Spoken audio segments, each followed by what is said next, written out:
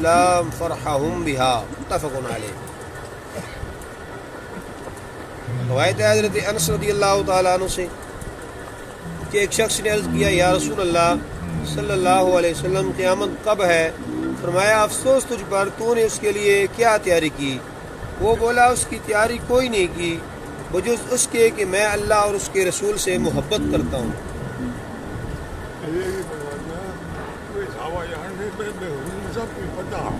یہ بھی پتہ نہیں بھائی کیا مطلب فکر نہ ہوئی ہے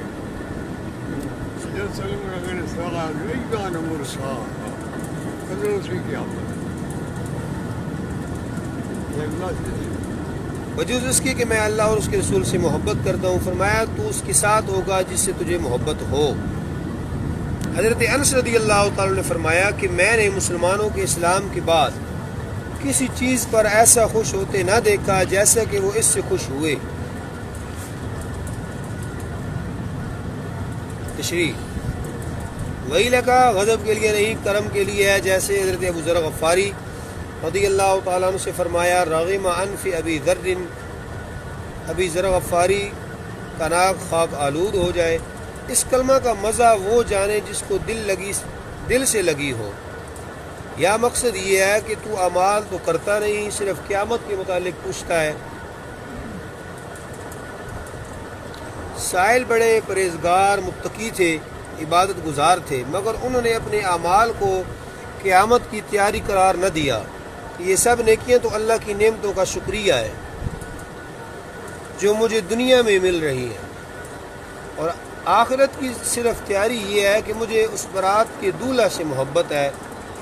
دولہا سے تعلق اس سے محبت برات کے کھانے والے کا انعام کا مستحق بنا دیتی ہے۔ مرکات میں ہے ملا علی قاری فرماتے ہیں کہ اللہ اور رسول سے محبت سائرین اور طاہرین کے مقامات میں سے اعلیٰ مقام ہے۔ ساری عبادات اللہ اور اس کے رسول کے نال محبت، مگر محبت کے ساتھ اطاعت بلکہ مطابعت ضروری ہے۔ برات کا کھانا صرف عمدہ لباس سے نہیں ملتا بلکہ دولہا سے تعلق کی بنا پر ملتا ہے۔ اگر رب تعالیٰ سے کچھ لینا چاہتے ہو تو رحمت للعالمین سے تعلق پیدا کرو۔ فرحو یعنی صحابہ کرام کو سب سے بڑی خوشی تو اپنے اسلام لانے پر ہوئی تھی کہ اللہ تعالیٰ نے انہیں مومن صحابی بننے کی توفیق بخشی۔ اس کے بعد آج یہ فرمانے والی سن کر بڑی خوشی ہوئی۔ اس خوشی کی وجہ یہ ہے کہ حضرات صحابہ کرام رضوان اللہ تعالیٰ علیہ مجمعین حضور پر دل و جان سے فدا تھے۔ ان میں سے بعض تو حضور کے بغیر چین نہ پاتے تھے۔ انہیں کھٹکا تھا کہ مدینہ منورہ میں تو ہم کو حضور نبی کریم صلی اللہ علیہ وسلم کی ہمراہی نصیب ہے کہ یار نے مدینہ میں اپنا کاشانہ بنایا ہے، مگر جنت میں کیا بنے گا؟ حضور کا مقام عرف و اعلیٰ ہے، علیین سے بھی اعلیٰ ہوگا، ہم کسی اور درجہ میں ہوں گے۔ آج حضور نے پردہ اٹھا دیا، تمام کو تسلی دے دی۔ فرمایا جس کو مجھ سے صحیح محبت ہوگی اسے مجھ سے فراق نہ ہوگا۔ وہ میں نالی اسے میرے ساتھ ہی رہے گا۔ ادھر رب کائنات قرآن کریم میں اپنی محبت کا راستہ بتاتے ہوئے فرماتا ہے قل ان کنتم تحبون اللہ فاتبعونی یحببکم اللہ۔ آپ حکم دیں کہ اگر تم اللہ سے محبت کرتے ہو تو میری بھی پیروی کرو، تم سے اللہ محبت کرے گا۔ خیال ہے کہ حدیث پاک میں درجہ کی ہمراہی یا برابری مراد نہیں بلکہ ایسی ہمراہی مراد ہے جیسے سلطان کے خاص خدام سلطان کے ساتھ اس کے ساتھ بنگلہ میں رہتے ہیں۔ سب سے بڑا خوش نصیب وہ ہے جسے کل حضور کا قرب نصیب ہو جائے۔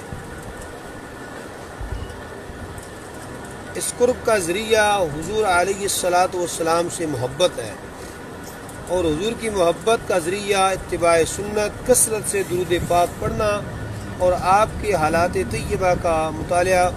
محبت والوں کی صحبت ہے، یہ صحبت اکثیر عظیم ہے۔ مرآت حدیث نمبر 85۔ بعض بندوں پر انبیاء اور شہداء کا رشک کرنا۔ ہمارے انبیاء جو شہید اور انبیاء بھی ان مریض کے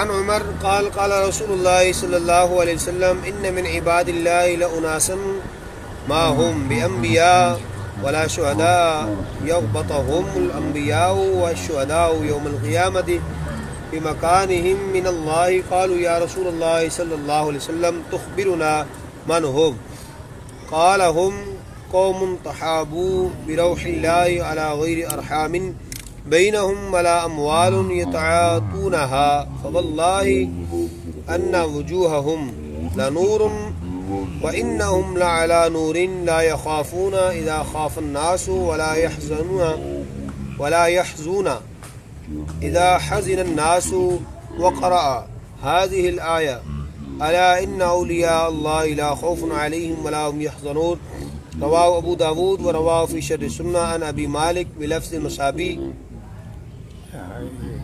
اگر کوئی تشریح بھی الگ یہ بھی حدیث یہ بڑی ایسی مزید تفصیل ہے۔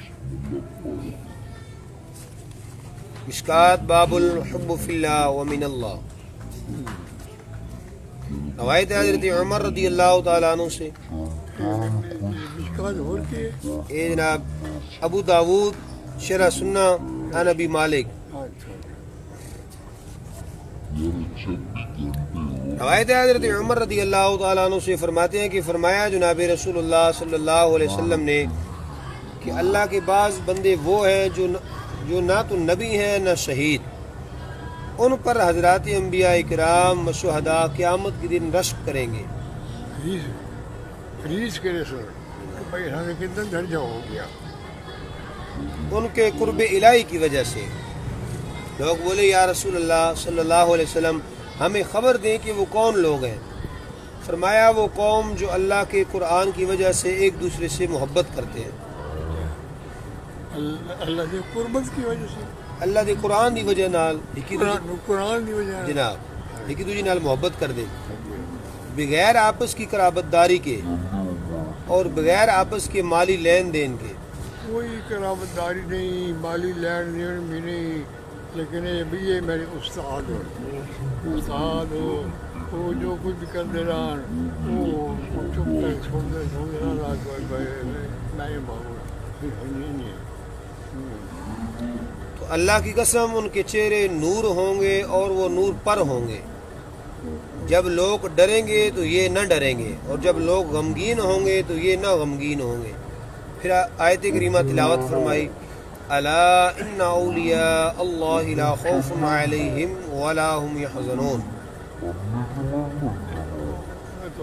یہ بھی گل ہے کہ سوال یہ میں کئی بار سوچا استاد بہت سارے ہو گئے اتنے بھی کئی تھی لوگ سارے استاد بیٹھے ہو سو سکول میں پڑھانے ہو جگہ لیکن عزت اور وقار صرف قرآن مجید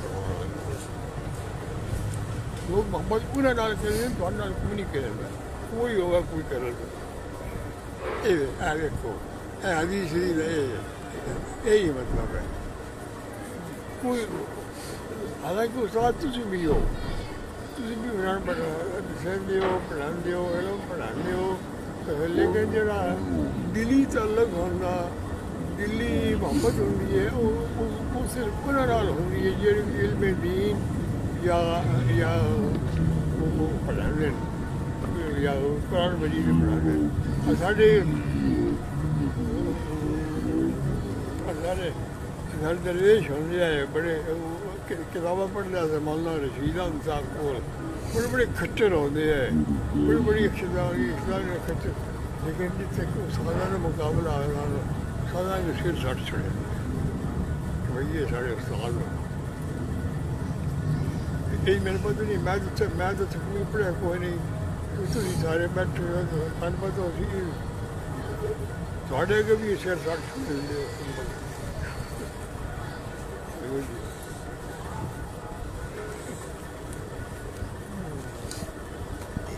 دین دا یہ خاصا جناب، ہے دین دا یہ خاصا دین خدا اور دین کا خدا اور محبت کا خاص ہے اللہ تعالیٰ اور جد دینا ہوگا.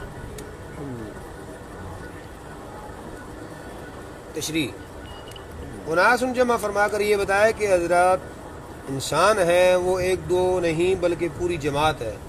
یہ اولیاء اللہ اور ایسے لوگ ہمیشہ رہیں گے. ان حضرات کے قرب الہی کی انبیاء شہداء تعریف کریں گے یا ان کی بے غمی بے فکری پر رشک کریں گے. بروز قیامت گناہ گاروں کو اپنی اور انبیاء کرام علیہ السلام کو اپنی امت کی فکر بھی ہوگی، غم بھی، مگر یہ حضرات اپنے اور دوسروں کے غموں سے آزاد ہوں گے. اس آزادی پر حضرات انبیاء کرام علیہ السلام رشک کریں گے.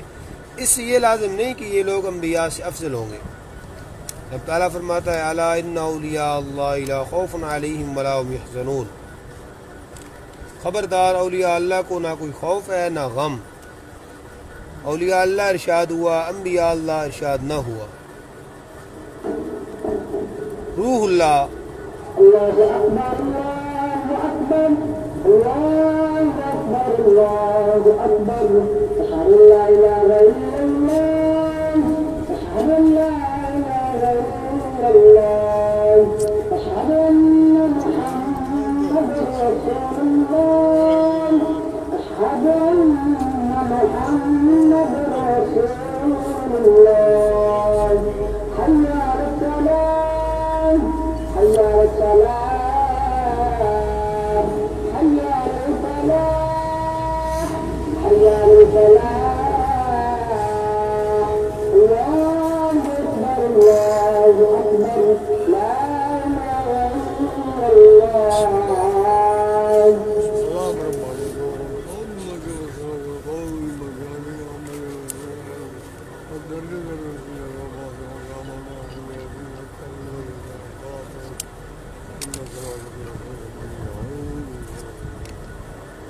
روح اللہ قوی ہے کہ روح اللہ راہ کی ضمہ سے ہے، بمعنی زندگی بخشش چیز. اس سے مراد قرآن حکیم ہے کہ یہ بھی مسلمانوں کو زندگی بخشتا ہے. اب تعالیٰ فرماتا ہے اوحینا الیک روحا من امرنا، اس کی اور بھی شرح کی گئی ہیں. یعنی قرآن مجید کی اتباع، اس کے احکام کی پابندی کی وجہ سے محبت کرتے ہیں کہ یہ لوگ پکے مسلمان ہیں اور ان کی آپس کی محبت، آپس کی قرابت داری لین دین سے نہیں ہوتی، صرف اللہ کی محبت کے لیے ہوتی ہے کہ وہ اللہ کا مقبول بندہ ہے. حضور نبی کریم صلی اللہ علیہ وسلم کا مطیع فرمان ہے، خواہ اپنا عزیز ہو یا اجنبی. اس کا یہ مطلب نہیں کہ للہ فی اللہ محبت صرف اجنبی سے ہی چاہیے، اپنے عزیز و قرابت داروں سے نہ چاہیے، اگرچہ وہ کیسا ہی نیک اور صالح ہو.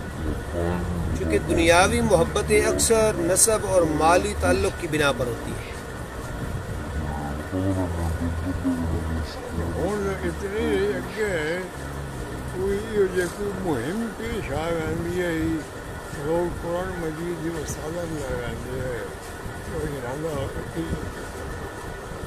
اس لحاظ نہیں سکتا. کوئی گل منانی ہوگا جیسے کرنا ہوگا. اس لیے انہی دو چیزوں کا ذکر فرمایا. طمع لالچ مال کی زیادتی ہوتی ہے. وجوہہم لنور، یعنی ان کے چہرے نورانی ہوں گے اور وہ نور کے ممبروں پر ہوں گے. جیسے دنیا کے مجلسوں میں معزز آدمی کو عزت کی جگہ بٹھایا جاتا ہے، اسی طرح رب تعالیٰ انہیں عزت کی جگہ بٹھائے گا تاکہ اہل محشر پر ان کی عظمت ظاہر ہو. اس ارشاد عالی نے انبیاء کرام علیہ السلام کی رشک کی وجہ بیان فرما دی کہ یہ لوگ اس دن اپنی اور دوسروں کی فکروں سے آزاد ہوں گے. اس بے فکری اور آزادی پر رشک کیا جائے گا.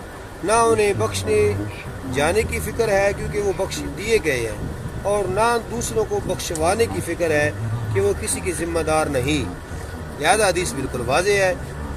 آیت کریمہ یا تو حضور انور صلی اللہ علیہ وسلم نے تلاوت فرمائی اپنے فرمان کی تائید کے لیے، یا حضرت عمر رضی اللہ تعالیٰ عنہ آپ نے تلاوت فرمائی حدیث کی تقویت کے لیے. خیال ہے کہ ضعیف سے ضعیف حدیث بھی اگر قرآنی آیات سے قوت پائے تو صحیح ہو جاتی ہے. یعنی ان لوگوں کو نہ عذاب کا خوف ہوگا اور نہ ثواب جاتے رہنے کا غم ہوگا. مرقات صدق رسولہ النبی الکریم.